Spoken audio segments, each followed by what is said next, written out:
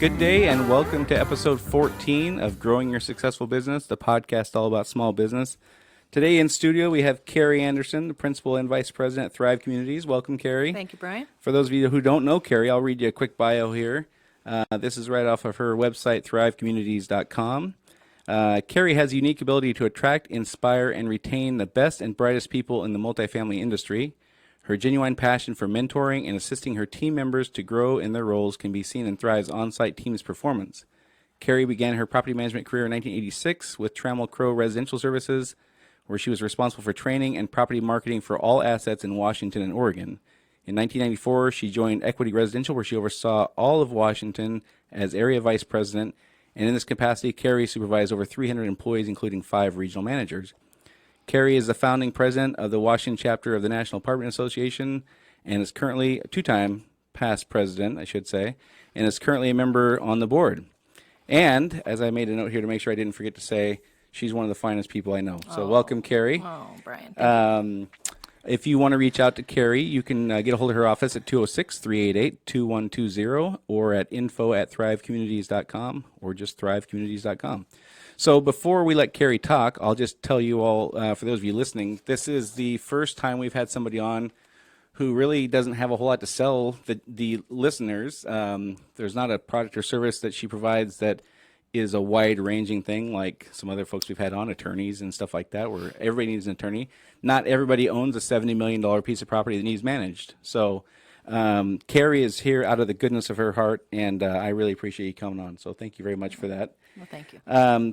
So Thrive Communities has been in business for 11 years. And folks, you're going to hear some pretty staggering numbers here.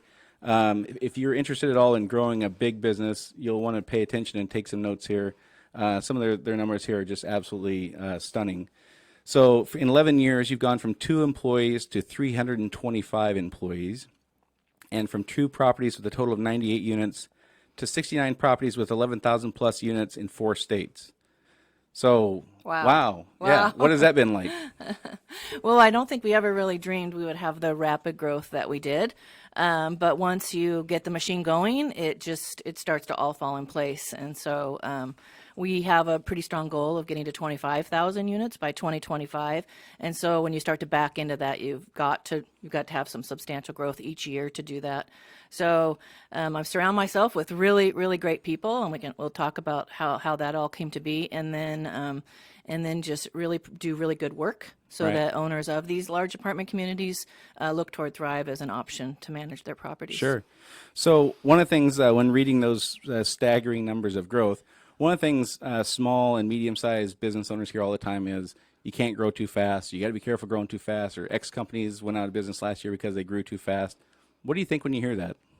I think it's real, but I think if you can do it in a managed way and be thoughtful, most important, I think we've had to have big discussions about profit over, being a really good company. Mm-hmm. And so that profitability goes up and down, but all the time knowing that the investments we're making today are going to pay off with our growth goal. So, so sometimes you're not making quite as much, but you know that those investments will be the right ones. Right. So there's the profitability versus providing a good product. That's right. And then there's the profitability versus investing for the future. Without sharing numbers, can you give us kind of a flavor for what your philosophy is on that? Do you take half the profit and reinvest it? Or do you quantify it that way? Or is it just kind of a gut and we just roll with it as we go? Or it's kind of a margin, at the end of the month, you hope to have a certain amount of profit. We started out thinking 20. We get down below 10 at times. Yeah. But again, it's paid off because it's truly if people can't do good work if they're overwhelmed. Right. And so that our thing that we're adding is the most expensive thing we add is people. Right. Yeah. I would imagine so. Yeah. So you're experiencing probably triple-digit growth some years. What would you say is too fast for somebody, or does it really not matter how fast they're growing? Does it matter more how much planning they've done? So, for instance, you said your goal is to have 25,000 units by 2025. Did you start with that number initially, or that's a number you came up with in the last couple of years and you've adjusted accordingly, or how's that come to be? That was a really good question. So Well, when thank you. when we were just starting early days, we didn't have those aspirations. We were still working on becoming a really good company. But about 4 or 5 years ago, we created a level within our company, and we call them our directors. So at one point, the owners can't do it all. We have to have more people. That director base there's 7 of us in that room now. And during those business planning sessions is where we said, we really isolated some of our key goals, and one of them being the 25,000 units. So about how long ago was that? About 5 years ago. Okay. Yeah. Can you lean in just a little bit sorry, there? Yeah, it's sorry. okay. That's okay. It's kind of right in my face. Yeah. So about 5 years ago, you came up with that goal, and I'll just continue reading down here some of my notes. Thrive has completed $126 million in renovations on 4,100 units. In doing so, your team has won 10 awards in 3 states. And probably most impressively, for the 3rd year, Thrive Communities is in the top 20 as a Puget Sound Business Journal Best Workplaces. So congratulations on Yes, that. that just came out last week. Yeah, 3 years in a row to get the nomination for being in the top 20 for a business your size is phenomenal. In the nominations, your employees, they've said things like creating a culture that everyone is equal and there is a spirit of servant leadership. They've said work hard but have fun in describing your company, and be nice to each other, which that one makes me laugh kind of. But it must be wildly gratifying for you to hear those comments. Yes, very. And it really does promote who we are. When Thrive came to be, so I worked for very large firms. You talked about my bio. I worked for very good large companies, I have to say. Trammell Crow being where I really learned about the power of presentation in apartment communities. And then Equity being where I really learned about the power of the dollar. As a public company, the stockholders, were very important. Right. So when I set out to join my partners with Thrive, something that was super, super important that I didn't always get with all my companies, but I realized that it was important to me as an employee, was the fact that the servant leadership and the ability to be nice to people and to motivate them through positive energy versus going to work every day and feeling like you're just a number. Right. We did this video, it's been about 4 or 5 years ago, and we pulled in people that have all diverse backgrounds, diverse jobs within our firm, and put them with kind of similar to here in a studio, and gave them our values and said, we want to create a video that represents who Thrive is to you. We weren't there. We didn't tell them what to say. And every time we show that video, I get goosebumps because people are getting, the formula that we've put together, and they understand their value in our company. Right. And, I'm totally in the book, the Nordstrom way. And your associates and your customers are the most important thing that you have as a company. Right. Yeah, I would agree with that 100%. So one of the things when hearing these specific comments here, a spirit of servant leadership, have fun, and be nice to each other. How do you instruct, or how would you instruct a business owner to accomplish getting these kinds of comments from employees? I think to be really honest, it starts. Please be really honest. It starts with you, right? Right. The business owner. And if that doesn't come naturally, you're going to have a really hard time instilling that. Right. So then surround yourself with people who do, right? Right. So I guess the first thing is remember it's very important, and then evaluate yourself and your business and say, okay, if being nice or being servant to my employees does not come naturally, then I'm going to find the people that will help me do that. So let me explore this a little bit. So if you were to take 1,000 business owners and poll them, Oof. and the only question was, do you think you're nice? I would guess that somewhere in the mid to upper 90 percentile, or maybe low 90, maybe 92.3% would say yes. They would check the box yes. If you were to poll the 10,000 people that group collectively deals with every day and ask them, is this person nice?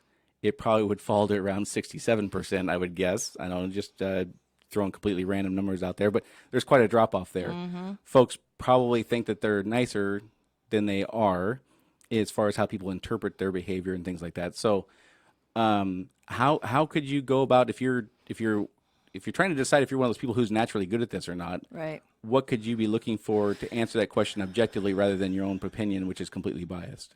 Another good question. We do surveys within our firm. When we started off, it was paper surveys. Right. Then we went to Survey Monkey. Now we're even more sophisticated, and we really use the Puget Sound Business Journal as a guide too. And your employees will give you really good feedback. So you just have to ask, you Right. know, and then be open to the answer. Yeah, right. That's probably the hardest part is when you get the answers that you're not fond of, then doing the right thing with that, right? Right, right. So when you do those surveys, are they anonymous or are they open? Totally anonymous. They're totally anonymous. Yeah, yeah. I would definitely recommend that as well. Yeah.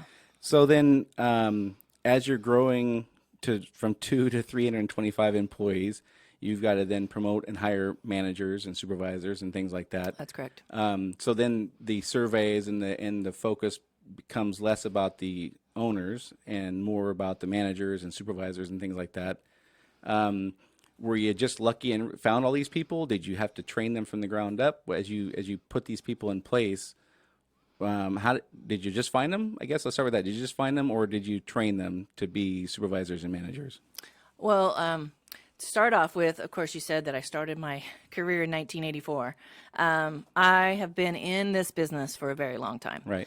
And I really do value people. And Right. so it's not just my associates. So I make it a point to connect with people in our industry.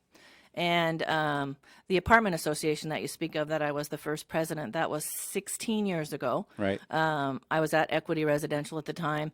And that just started. We started at 30,000 units. We're over 240 or something now. And all of those are relationships, right? Right. And all of those are people that want to grow their career. It's funny about apartment management. You don't wake up and say, oh, I want to be a manager of apartment communities, right?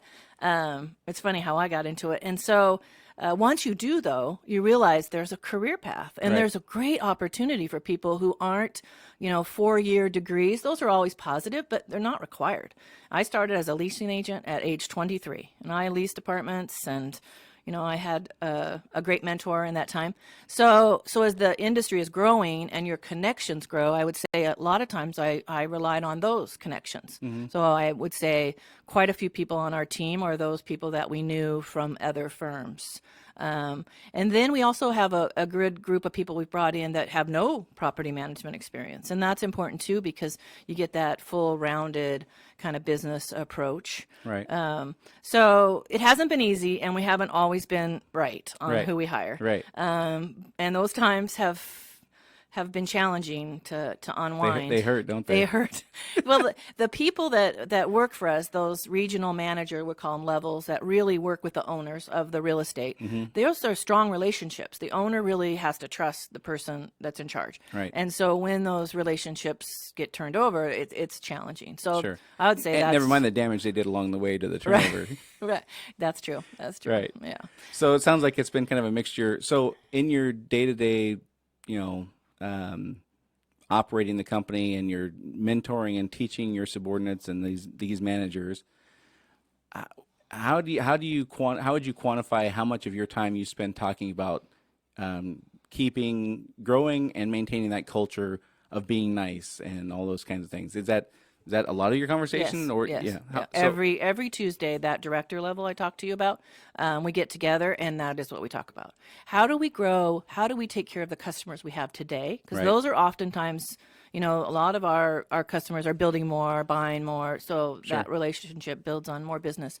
And then, of course, how do we be sure we take care of our employees? We all know the unemployment rate right now is super low, Yeah. and that today is probably the number one challenge, of the month, is holding, retaining, keeping good people so that Right. we don't have turnover. Sure. Yeah, that's a Yeah. challenge to say the least.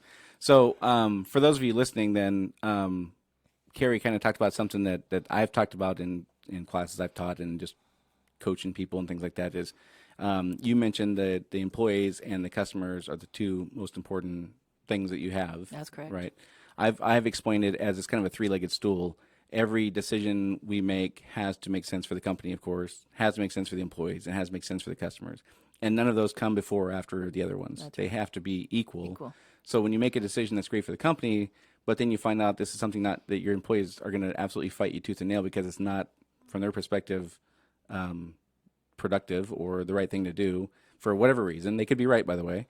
That's not a good decision. And if it's good for the company, good for the employee, but it's not good for the customer, obviously that's not a good decision. Right. And I think that we, as business owners overall, tend to think of a kind of a binary situation where it's the company and everybody else and everything else. Right. And I don't think people do a good job of remembering that employee retention satisfaction is at least as important, and sometimes obviously way more important, but at least as important as the financial health of the company or the happiness of your customers. I think that folks lose sight of that stuff. Well, and I think in that Nordstrom book I talked to, happy customers or happy employees make happy customers. Right.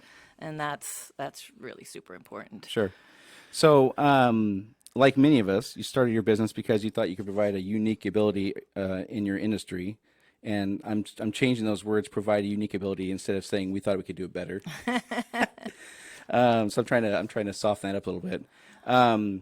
What was it like to start your own business? So you'd been in the industry forever. and you're obviously very bright and you're very kind and all that good stuff.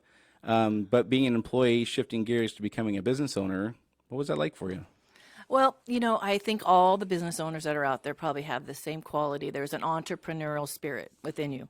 Right. It just is. You have it or you don't, right? Right. You really. So when I was at Equity Residential, my husband and I started to buy rental properties, and we got up to about 10. We had some fourplexes and a couple houses. And my husband at that point was a stay-at-home dad, so that I could push my career farther. And so at some point within Equity and kind of being a publicly held company, it wasn't a good thing to own real estate as an employee, because you could use the company in a bad way to use products or whatever. So that's when it was like, well, I want to be an owner. I got the owner bug. I don't want to be an employee. I think that I have the skills within my management style to be able to do this. And I was just fortunate enough to find a couple other people that I worked with in my past career that wanted the same thing. Right. And what was really unique and exciting was that there's 4 of us. We each hold a different discipline, finance, business, development, me being management. And so together we really complemented each other. Right. I couldn't have done it on my own because Right. I know people and apartment management, but I don't necessarily know the finance side or the other things in the back of the house. And so I think that's super important when people want to start their business, is to be sure you surround yourselves with people that complement you. Because Sure. if we had a bunch of me on the ownership, we'd be having fun, but we might not be Right. have all the other part figured out. So let me just stop you there before you continue. So how at what point in your life did you become comfortable with the notion of accepting your own limits? So I mean, for a business owner to say, I'm good at this piece, but I'm not very good at the other piece, I don't think that's probably all that common, to be honest. Maybe I'm wrong. Do you think that's common? I think that's about being self-aware. Right. And I do think that is uncommon. Uncommon? Yeah. Yeah. So when did that happen for you, or were you born with it? And if you were, yeah, okay. I think it's always been part of. And I don't want to toot my own horn, but I've always been. Please toot your own horn. That's Within okay. business, even if it was waitressing through school, I was the trainer. I was the night. I always got those extra duties because of my drive, and I think I'm trustworthy, and so I. That's so. Are those? I mean, in my mind, those things are all fantastic qualities, of course, but they're separate from self-awareness and what your limitations are. Am I making sense there? Maybe I'm not making sense there. Yeah, I think it's just I don't know. I can't really explain Gotcha. it because it's so easy to me. Right. I sometimes do it too much. I always talk about I want to be so honest, or I don't want to have my nose be Pinocchio nose, right. because you have to be self-aware. You have to be honest. Sure. And my story is similar to yours in that there's 3 partners. Each of us now there's 4. We started with 3 partners. We now have 4. Each of us brought a different piece of not one of us could have ever possibly done what we've done alone. And when people ask me about partnerships, one of the things I tell them is, for us, first of all, 3, starting out with 3 was the magic number. If there was any 2 of us, we wouldn't have made it for a variety of reasons. But we each stay out of each other's way. We each trust each other, and we each have our area of expertise we can focus on. And I don't have to worry about focusing on what one of my partners is doing because I don't understand it as well as he does or she does. And whatever decision they make is going to be at least as good as the one I would make. Yeah. Yeah. If not better, hopefully, Yeah. and vice versa. So anyhow, I wanted to segment on that a little bit because folks do ask a lot about partnerships and why partnerships and why would I want to do that. And I think that you open your horizons, consider your ceilings considerably when you have those kind of partners. So I have one partner that I've known for over 30 years, and I met him at Trammell Crow, and he's like he is like the brightest person I've ever met. And throughout my career, as I never really saw him that much, but I always stayed connected. Right. I always called every few months. We just, I would say, surround yourself with people that are smarter than you, and that, and then value that relation. And who would have ever thought we would end up being partners? Never thought in a million years, but I really respected him, and so I'm super excited. And I think that's something else that business owners, it's not a naturally occurring phenomenon to understand the idea that the best thing you can do is surround yourself with people smarter than you. Yes. Because we tend to equate intelligence with eagerness and drive, and that's not always, those things are not always synonymous. You could have the most drive, but if you don't have the expertise, you're not going to go anywhere. That's right. So I think it's important for people to understand that it doesn't mean you're less than to have smarter people than you or people who have good expertise. It means you're smarter that you were able to coordinate this and pull it off. That's a fantastic feat. But I think business owners are generally, they have ego, right? Let's just say it, right? They have ego, and they're intimidated or they're afraid to surround themselves with people who are smarter than them. So good for you for working past that. That's awesome. Yeah, I think that word ego, oof, you said earlier, make sure you tell yourself about I just have a hard time with that, and I know I'm only successful because of the people that I surround myself with. Yeah. So, and I compliment that. I mean, I want to take credit that I create energy and love and all that. Yeah. But it's not one person. Right. Yeah, I agree. So along those lines, you started your business, like I said, because you thought you could provide a unique ability to your industry. You knew the industry really well. We covered that. Did you know how to run the business? So, and you said, well, you surrounded yourself with people who did that. When you first start out and you're dealing with things, even though it's not your expertise, you're still an owner and you're still dealing with the consequences, good or bad, of decisions you're making. What was it like in the beginning? So for us, we didn't get a paycheck for 8 months, and it became increasingly difficult to stay motivated and still think we were doing the right thing. Yeah. Did you have an experience like that at all? Yeah, we went a couple years with no paycheck. Yeah. Even though I had been in this industry and managed huge portfolios, you go out and you say, hey, I want you to come and we want to, Thrive wants to manage your property. And then people say, well, how many units do you have? And you say 98. And they say, yeah, we're not going to take the chance on you yet. So that was, there's lots of tipping points in business. And I think it's important for owners to understand that each of those is an opportunity to take either a different direction or try something different or add more people or more systems. So when I joined Thrive, or when we created Thrive, we had QuickBooks. Right. And our industry has many software, but we just weren't ready, right, on 98 units. One of my partner's wife did payroll.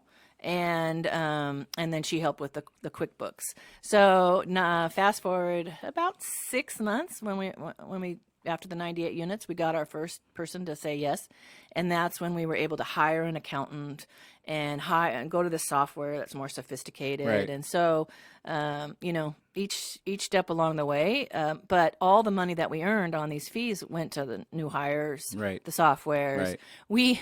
We actually, our office was downtown Seattle. My partner worked for a company called Harbor Properties. They're a real fine developer in Seattle, and they bought a site on 2nd and Cedar. It used to be the Musicians Union Hall. Okay. And they fenced it out. They mothballed. They were getting ready to build a mid-rise. That's what they did. And then the 2008 economy hit, and so they said, we're not going to do this. So Gary at the time went to them and said, hey, can we bring this to life and rent it out? Right. And we did. We rented it out for like a couple $100 a month. And, right. So, in the beginning, it is tough. But I think when you know what your product is or your service is and you believe in it, then those times, they don't seem as hard as they are while you're going through them. And then the momentum starts to build. And then you get your next account and your next account. And so we were fortunate to, I didn't look at the numbers, but I think by the end of our growing year, we probably had 1,000 units or so. Right. We had some relationships where people gave us their business because they knew us, Right. and trusted us. So. Right. Yeah, I think I always chuckle at folks who say they want to start a business because they can't wait to have that business owner lifestyle. And I always, okay, are you prepared for what it's going to take to get there? And what do you mean? Yeah. And well, in my case, we didn't get a paycheck for 8 months, and when we got a paycheck, it wasn't nearly what it was when I had a job. Right. That's right. That's right. Are you prepared for that? Right. Are you that financial commitment and the hit to your ego and your pride as your and the support of your family, Right. Because I just told you my husband was a stay-at-home dad, and I had a daughter, and it has to be all united because Yeah. it can add a lot of stress if Sure. it's not. And I had total support. Yeah, that's awesome. Makes a big difference. So as you're starting, I asked you before we came on the deal today. You talked about your core values, and they are do the right thing, which I love. That's ours, by the way. That's our. We You have probably stole it. I probably did. Yeah. Well, I think we came up with ours before we met you, but so It's a good one. Somewhere out there, I probably did steal it. Do the right thing. Do work to be proud of. Be a great place to work and thrive. So these are 4 fantastic things to help steer you in anything you do in life. That's right. Did you know what these were going to be before you started, or did you establish these along the way also? Most of them were established early days. I will say there were a couple, it doesn't come to me what they were exactly, but there were a couple we refined. And then the last one being Thrive, I think it was be profitable. And I think our associates, you asked, you want to be profitable, but you don't want to say it. So Right. that's where we chose Thrive, which means to be profitable in all different levels, not just financially. Right. And these were refined by that director group that I talked about, not the owners. Good. Because again, pretty soon it becomes not about the owners; it becomes about the people leading the company. And Right. some partners are more involved than others. We are 66% owned by women, which I'm super proud of. Good. There's 2 of us, and then 33% of our firm is Canadian, and so they aren't as involved. Right. But we always know, they're great support, and they were there early times, and so it's not about the ownership; it's truly about that the associates. Sure. Yeah, and how do you know, or how would you educate somebody listening to know when to shift gears there? Oh, that's a really good eye. I think if you're listening and watching your business, you pay attention. I think it kind of tells you when. For us, it's a volume thing, right? Mm-hmm. So the more employees we get, the more people. When we started out with those 2 properties, here I am, vice president, overseeing the state of Washington. I have 2 units.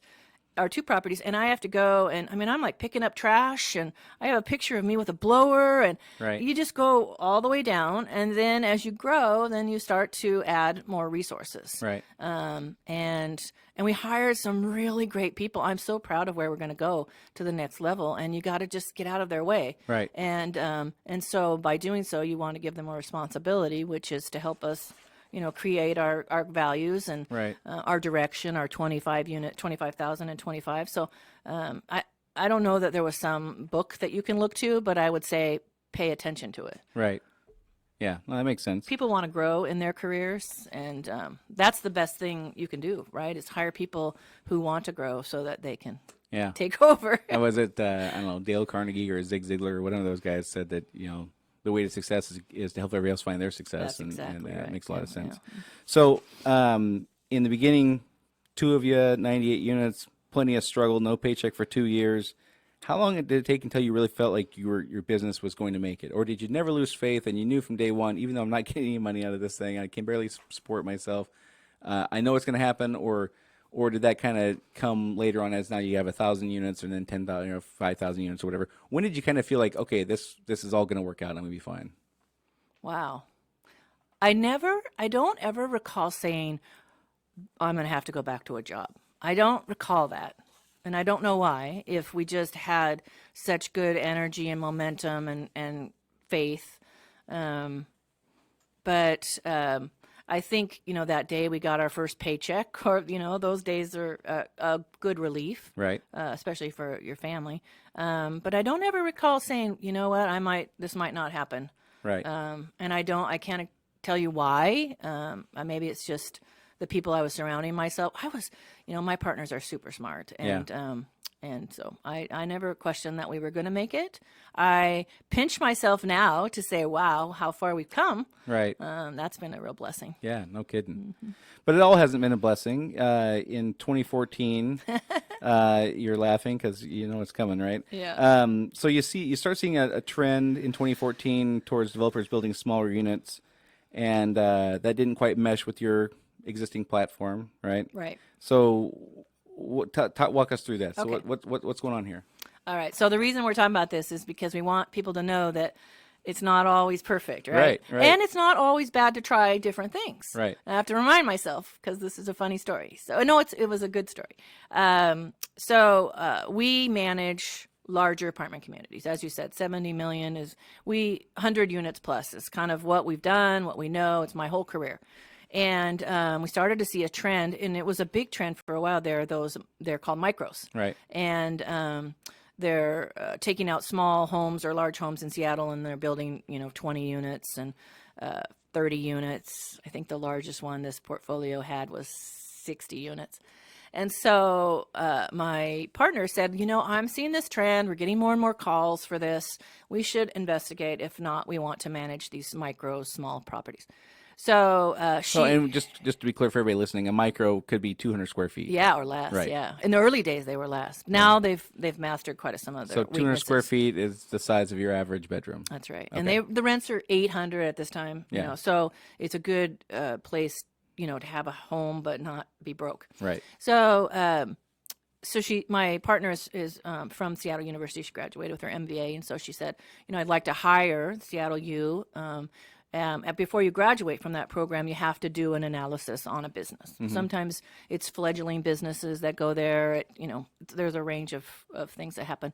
And so we presented our case to a group of students. And then they went to work analyzing, is it profitable? Could we do it?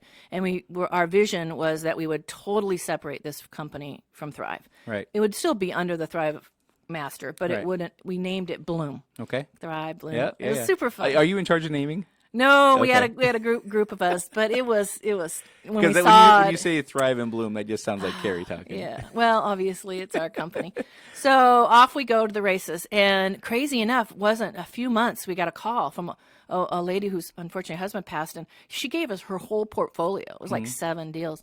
And so Bloom was off to the races. Right. What we didn't anticipate was the management of these small communities. So when you manage apartments, you have income and you have expenses, and then hopefully you have some at the end. That's why owners buy apartments. Yep. Well, when your rents are 800 and you're 20 units, you don't have a lot of cash to pay Right. people. And so Because you still have a mortgage probably, Right, and, yeah. and then you have all the utilities, Yeah. Okay. taxes. So tax. just for folks listening, it's not like these people come to you and it's always they own the thing outright, and all they have to do is pay. They still have mortgages and That's right. expenses. That's right. And they got to save for when they need a new roof and when they need a new siding and windows and all that other stuff. That's right. Okay. And so, unfortunately, there wasn't a lot to pay for payroll, and we're just so committed to the customer experience. So we could at times see that to make those buildings work, there might not ever be anybody on the staff. They might just pop in and, clean the property. I think people underestimate what it takes to manage an apartment community. Sure. And so they thought it would be so easy, and it was just not. And when the customers are unhappy, they let you know, and they definitely let you know. And so our reputation was so important to us. Like, we tried everything. We tried outsourcing stuff. We tried, decreasing. We tried bundling communities together. And we really, at the end of the day, came to the decision that it just wasn't a model that fell into us. Right. I watched one of your presentations, and the gentleman was talking about you spend most of your time trying to fix a customer that's not the right fit, Right. than spending more of your time with those that are the right fit and Right. making that more successful. And so, big decision, and we just gave the owners notice that we gave them plenty of time. I think it was like 3 or 4 months that we would be not managing those type of properties anymore. Right. So before I get to more about that, so one of the things that I found really interesting when you and I were talking about this earlier, you hire the team from Seattle U, the MBA program, to analyze this for you. And I was thinking when you sent this to me a few days ago, I was thinking, what in the world does that cost? I was picturing, $50,000. I had no idea. And you said it wasn't that bad. I think it was a couple thousand. Couple thousand bucks. So is that something that I could or Sadie could or whatever? By the way, for those listening, Sadie is the engineer that makes all this happen. She's super camera super shy. cute. Yeah. So she or they are available to any business. You just call them and tell them that you're looking for something like this. That's my understanding. I didn't execute on that. Okay. My partner Rose did, but I believe that's the case. I know I have an associate who's now a regional manager with us, and he went through that same program. And during the time he was, his group was analyzing a teriyaki store or shop or something. So I think, yeah, I do. I think that you could do that. Well, that would be for those of you listening, that'd be a huge takeaway for me is that there's what do they call those things? A think tank. Think tank. Yeah. Whoops, excuse me. There's like a think tank out there you can buy for a couple $1,000 and help walk you through these things, so you don't have to take all this stuff on alone. So you closed down Bloom in 2016. Yeah. I know it's sad. But like one of the reasons I do this podcast is to let folks know that not everything is going to be smooth sailing, right? And it probably matters more how you react afterwards than the failure. Right. And again, our pride and our ego and all those things don't handle that stuff well historically for business owners probably. What was it like for you? Did it shake your confidence for everything, or did you? I mean, how what was it like to recover and move on from that? And when I say recover, I don't necessarily mean financially. I mean just yourself and your company and walking your team through a quote unquote failure. A couple things. First off, out of that MBA program, we hired one of the students. She ran that company for us during that time. Nice. And she is now one of our senior regional managers with our company. So shutting down Bloom probably saved her. Yeah. Because she was, I mean, it was a lot of work. It was a lot of work. And again, got us to focus on what we do the best and not be diverted, by the things that were challenging the whole team at that time. Right. So all those people got to be brought over to the conventional side. And I would say if we had all those people in a room and we said, "Are you happy you're not managing micros?" They would all say, "Oh, yes, Absolutely. yes." Right. And again, it's a good little business for people, but it just, you have to find the management that fits that. I would see, a little live-on site manager that could get free rent. That was probably the business strategy that should have been taking place, not our full staff and all of that. Right. I think the one message it sent to all those people I talked about is that our company is listening to them and will not do things just to make a profit. It's more important that we're staying true to our culture, and that message was loud and clear. So did you have to have like a big meeting and explain everything to everybody and all that kind of stuff, that big formality or you just kind of did it and we just moved on? Yeah, it was easily kind of put in our past because of the stress. Right. Yeah. Right. Okay, gotcha. Financially, yes, you said it doesn't matter. I mean, it took a hit. It was a lot of income, but again, it was the right thing to do. Right. And you got to be ready to make those hard decisions. Yeah. So in this whole process, you do a ton of research. You hire a team out to research in the beginning. You try it for 2 years. It sounds like. Yeah, I think it's a couple of years. And what were kind of the signals you were getting that aren't specific? I don't know how to ask this. I'm wondering what the signals were where you began to go, this is hard, to this isn't us and this doesn't fit with us. I mean, things can be hard and you can find solutions and you tried a bunch of things.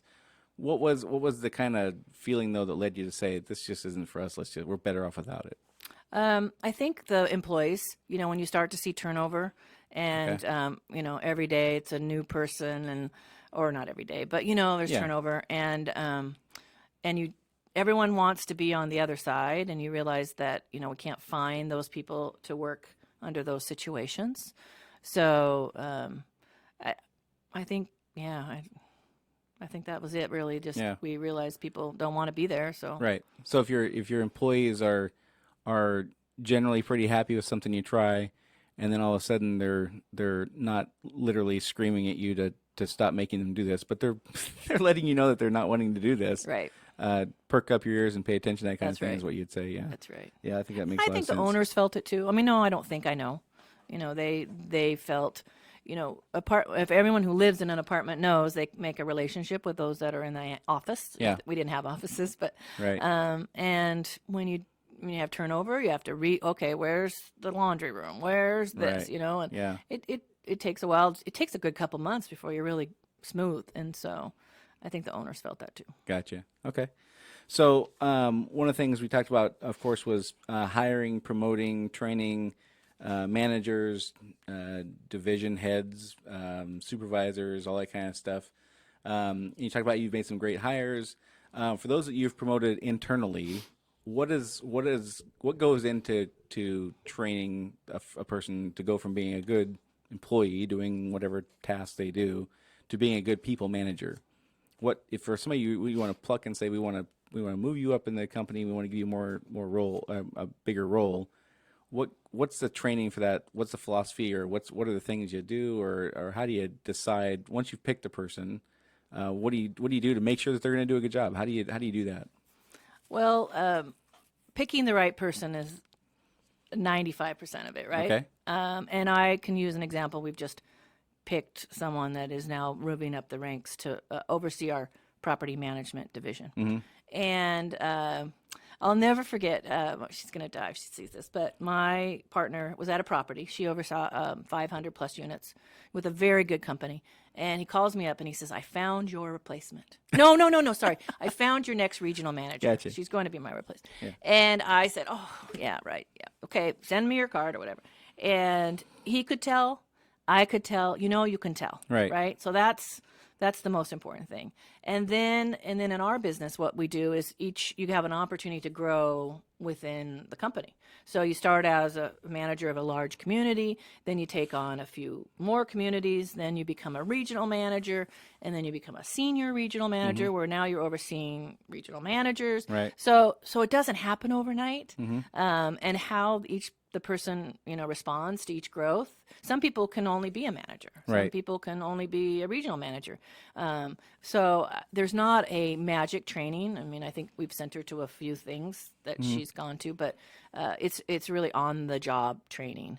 And I would say to you, I tell all my partners that she's better than I ever was. And so that's really important, is to find and then groom on the job as well. Right. So that's the grooming part is what I'm sorry if I'm not being clear on that. The grooming part is what I'm asking about. What does that look like, or how do you even decide what is grooming? Are you putting them in situations and just sitting back and watching to see how they react, or are you putting them in situations and coaching them through it, or are you doing kind of something in between, or what does that grooming process kind of look like? Well, I think for us, it changes depending on what's happening with our growth. Mm-hmm. So sometimes it does feel like, here's the keys, go take over the castle. And then other times you have times to sit back and strategize and such. So I think when in our company, it's the position. So you get to be a regional manager, and then I'm in charge of that, and I'm watching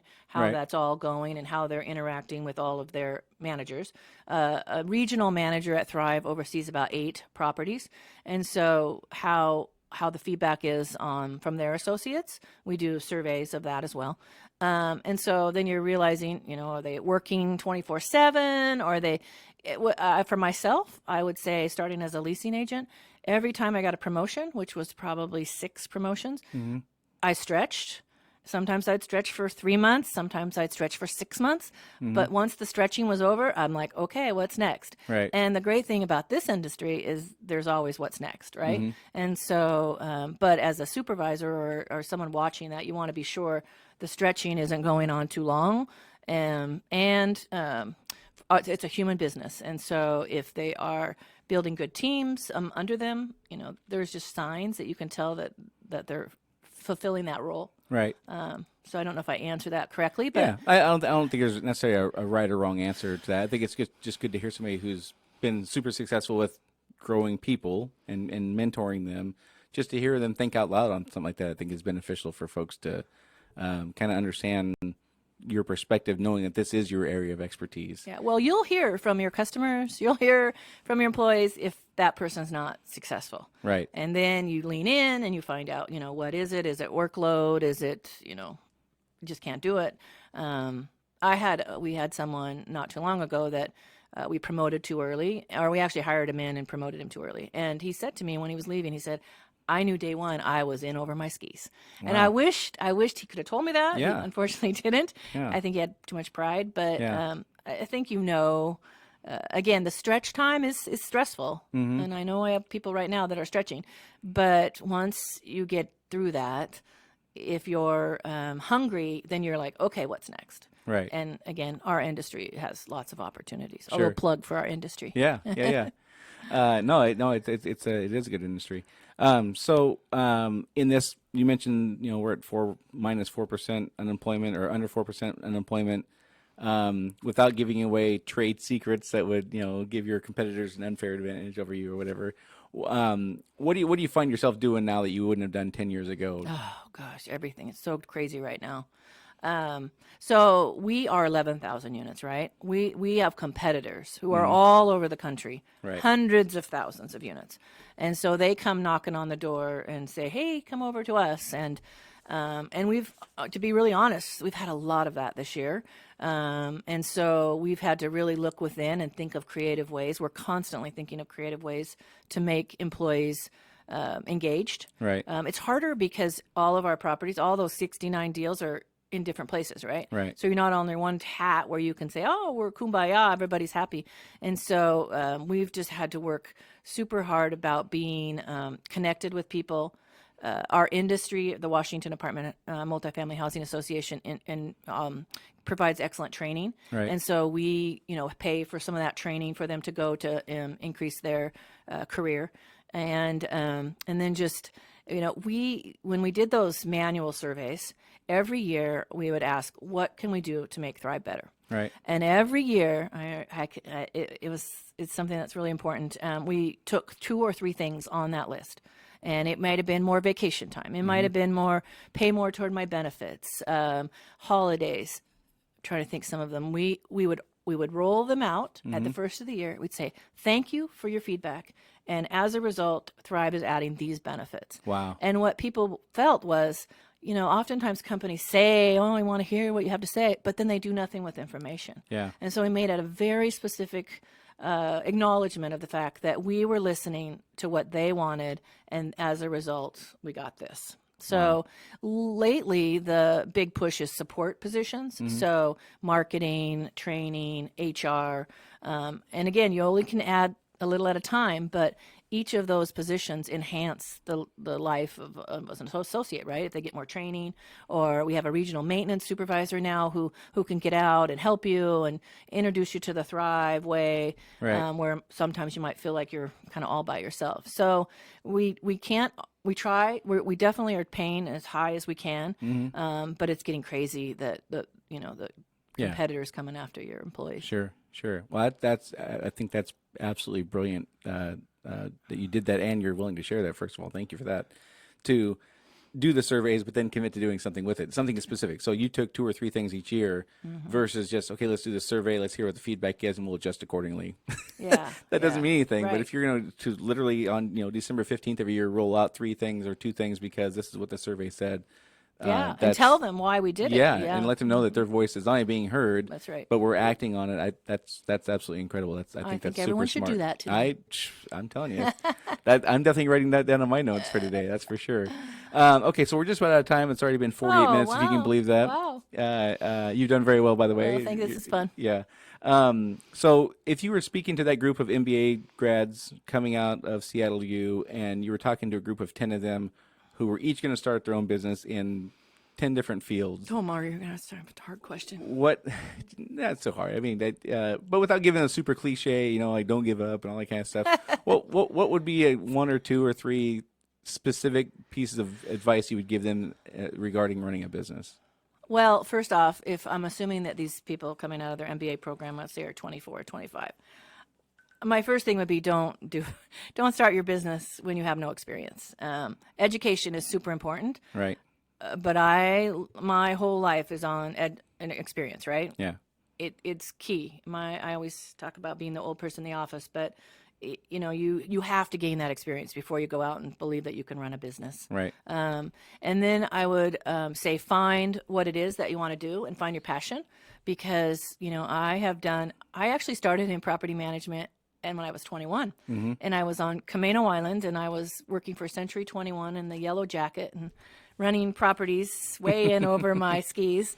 But I knew at that time that's what I wanted to do, right? So I never, not once have I deviated from that industry. And I know that's probably remarkable, and a lot of people don't make a couple shifts, but at least find what your passion is. Don't do something because it's a job. Right.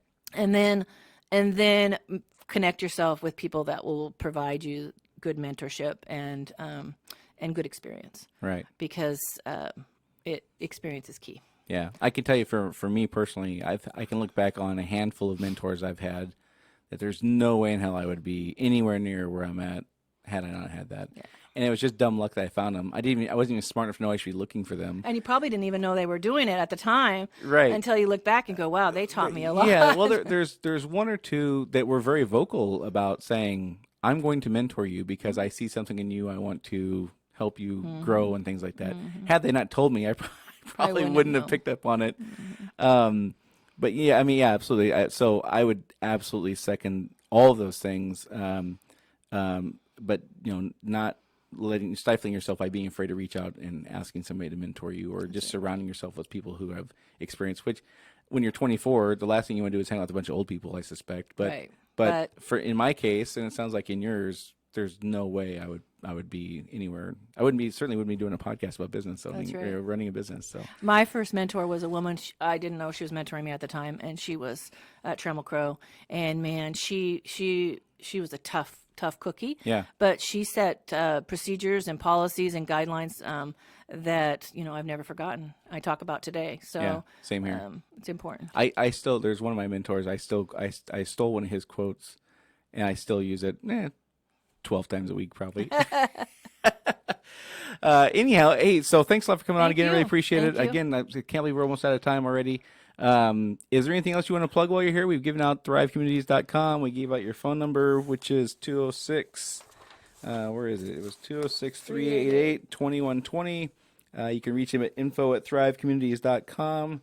Again, thanks for coming on, Carrie. Is there anything else you want to plug up besides that? I don't have anything to plug. I just appreciate you inviting me. All right. Well, we sure been a pleasure having you on, and this went awesome. I knew it would, so thank you very much for coming. If you like what you hear and you're interested in sponsoring this podcast, we're open to that. You can reach me at Brian at brianlharding.com. Also, if you have any questions about anything we've talked about, anything you want to suggest we talk about coming up, you can reach me at that same Brian at brianlharding.com. You can go to brianlharding.com and find our YouTube links and our Facebook links, all that stuff. And coming up, not too far out, we'll be doing a podcast audio version you can hear in a couple different spots. I'll be talking more about that later on. Next week, we're going to have in Abby Cates. She's going to talk about Flip. The name of her company is Flip. And it's a food delivery business that she's super passionate about. And we can't wait to talk to her. And that's it for today, folks. So thanks a lot for listening, and we'll talk to you all next week.